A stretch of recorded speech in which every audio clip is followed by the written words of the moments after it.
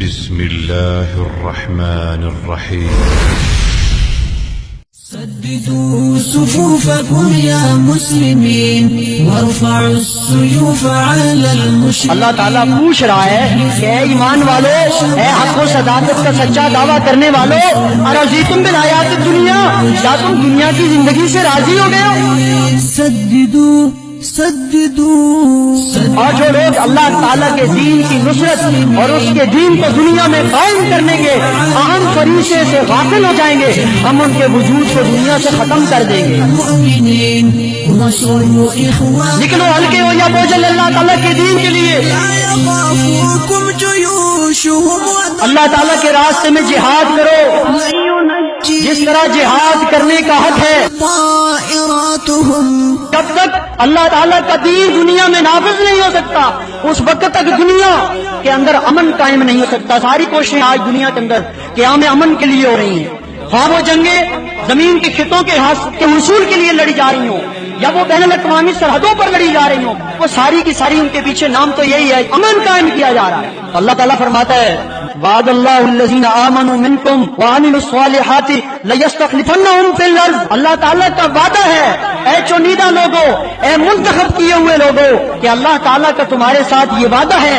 ان لوگوں کے ساتھ جو ایمان والے ہیں اور جنہوں نے عمل صالح کیے تو ان کو لیستخلفنہم فی الارض، وہ ضرور بضرور ان کو زمین میں خلافت دے کر رہے گا. کیونکہ اللہ تعالیٰ اپنے نظام کا غلبہ چاہتا ہے، وہ تو اپنے دین کا غلبہ چاہتا ہے. وہ کبھی یہ چاہتا ہے کہ اس کے نام کا اس کا دین جو ہے وہ باطل کے آگے سرنگو رہے. کب وہ چاہتا ہے کہ باطل پرستوں، کافروں اور مشرکوں کا کفر و الحاد کے اوپر مبنی نظام حکومت وہ غالب رہے اور اللہ تعالیٰ کا کلمہ پست رہے. وہ کب چاہتا ہے؟ وہ نہیں چاہتا. اللہ تعالیٰ فرماتا ہے یا ایھا الذین آمنو، اے لوگوں جو ایمان لائے ہو، یعنی ہم میں سے اس مجمع کے اندر بیٹھا ہوا ہر شخص سمجھے کہ اللہ تعالیٰ مجھ سے ہی خطاب کر رہا ہے. یا ایھا الذین آمنو، اے لوگوں جو ایمان لائے ہو، ما لکم اذا قیل لکم انفروا فی سبیل اللہ اثاقلتم الی الارض ارضیتم بالحیات الدنیا. تمہیں کیا ہو گیا ہے کہ جب تمہیں کہا جاتا ہے کہ اللہ تعالیٰ کے راستے میں نکلو، اس کے دین کی نصرت کرو، اس کے دین کو پھیلاؤ اور لوگوں کو نور ہدایت سے روشناس کراؤ، لوگوں کو بتاؤ کہ دنیا میں کس نظام کی ضرورت ہے، کس نظام کو قائم کرنے کے لیے ہمیں جدوجہد کرنی چاہیے، تو اثاقلتم الی الارض، اس اتنی بڑی دعوت تم آگے سے رسپانس کیا دیتے ہو؟ اثاقلتم الی الارض، تم زمین کی طرف بکھ جاتے ہو، بوجھل ہو جاتے ہو. اللہ تعالیٰ کے راستے میں نکلنا تمہارے لیے بھاری ہو جاتا ہے، مشکل ہو جاتا ہے تمہارے لیے. ارضیتم بالحیات الدنیا، اللہ تعالیٰ پوچھ رہا ہے کہ اے ایمان والو، اے حق و صداقت کا سچا دعویٰ کرنے والو، ارضیتم بالحیات الدنیا، کیا تم دنیا کی زندگی سے راضی ہو گئے ہو من الآخرہ، آخرت کے مقابلے میں؟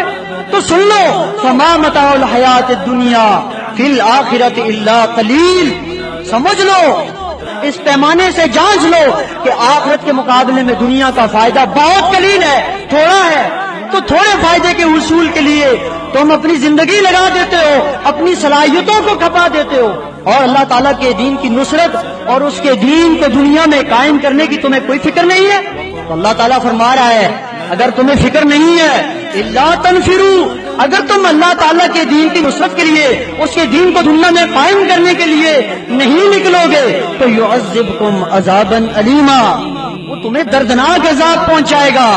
یعنی ایمان والوں کو ہی اللہ تعالیٰ ڈرا رہا ہے، اے ایمان اور اسلام کا دعویٰ کرنے والوں، یعذبکم عذابا الیما، اگر تم اللہ کے دین کے لیے نہیں نکلو گے، اپنے گھروں کو، اپنے مالوں کو نہیں چھوڑو گے اور اپنی ان محبوب چیزوں کو نہیں چھوڑو گے جو اللہ تعالیٰ کے راستے میں نکلنے کے سلسلے میں تمہارے راستے میں رکاوٹ بنی ہوئی ہیں، تو وَيَسْتَبْدِلْ قَوْمًا غَيْرَكُمْ، اللہ تعالیٰ نہ صرف تمہیں دردناک عذاب دے گا بلکہ وَيَسْتَبْدِلْ قَوْمًا غَيْرَكُمْ، وہ اللہ تعالیٰ اس بات پر بھی قدرت رکھتا ہے اور وہ تمہیں کسی دوسری قوم سے بدل دے گا.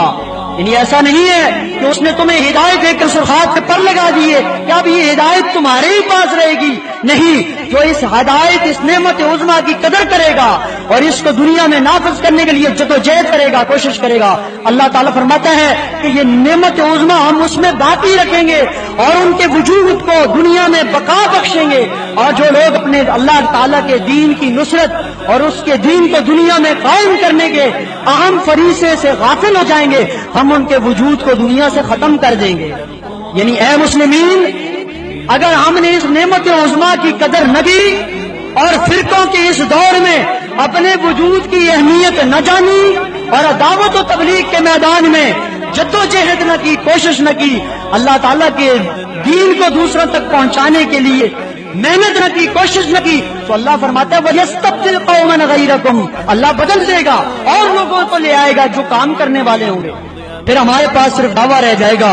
اللہ تعالیٰ فرماتا ہے وَلَا تَضُرُّوهُ شَيْئًا, تم اللہ کا کچھ نہیں بگاڑ سکو گے. جب وہ تمہیں عذاب علیم سے دوچار کرے گا, جب وہ تمہارے اوپر دوسری قوم کو لے آئے گا, ان کو ہدایت سے نواز دے گا, تمہارے پاس سے ہدایت چلی جائے گی, صرف دعوے رہ جائیں گے اور تم ان دعوت پر یہود اہل کتاب اس یہودیوں اور عیسائیوں کی طرح اس خوش فہمی میں مبتلا ہو جاؤ گے کہ ہم حق پر ہیں. لیکن جدوجہد نہ کرنے کی وجہ سے اللہ تعالیٰ فرماتا ہے کہ یہ نعمت عظمیٰ ہم چھین لیں گے. اور وَلَا تَضُرُّهُ شَيْئًا, تو اللہ کا کچھ بھی تم نہیں بگاڑ سکتے. وہ تو وہ ذات ہے جو بستیوں کے نقشے بگاڑ دیتی ہے, جو شہروں کی رونقیں ختم کر دیتی ہے. وہ تو اللہ تعالیٰ وہ ہے جو پلٹ جھپکتے دنیا کا نقشہ بدل دینے والی ہستی ہے. لہذا تم اس کا فَلَا تَضُرُّوهُ شَيْئًا, تم اللہ کا کچھ بھی نہیں بگاڑ سکتے. شَيْئًا ان اللہ علی کل شیء قدیر, اللہ تعالیٰ اس چیز پر قدرت رکھتا ہے. اللہ تعالیٰ کی قدرت سے ڈر جائیے کہ وہ تمہارے وجود کو ختم کرنے پر قادر ہے.